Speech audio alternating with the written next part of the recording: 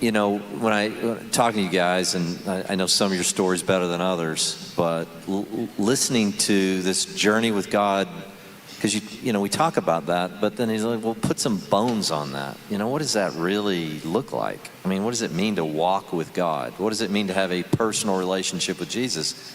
It sounds so strange, like a private friend that you can't see, your magic friend or whatever. But I think the longer you walk, most of the things, you come to an end of it at some point. You kind of come to the end and you go, well, I've experienced that and it's not all it's cracked up to be.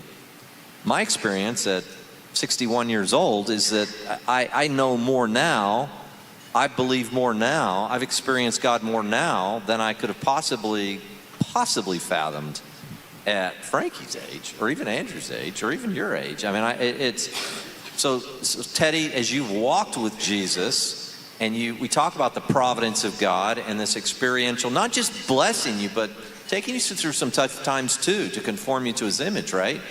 Talk a little bit about your progression in your spiritual journey, not just the highs, but the totality of the journey is really about the glory of God and becoming like Jesus, not just being successful and caddying for the #1 player in the world, right?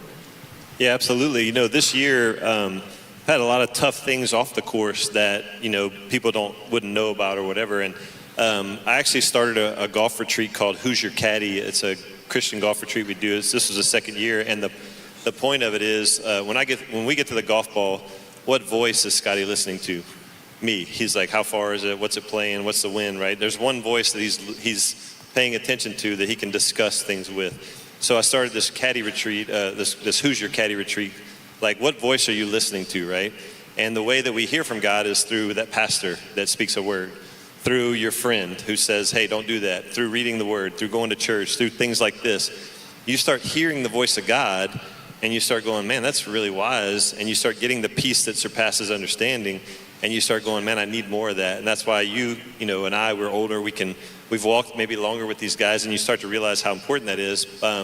But the cool thing is, this year, I was having a really horrible day. I had some really bad news, and I called a pastor friend of mine, and I was talking to him like, dude, I just need you to pray for me. I'm having a horrible day. This happened, this happened, this happened.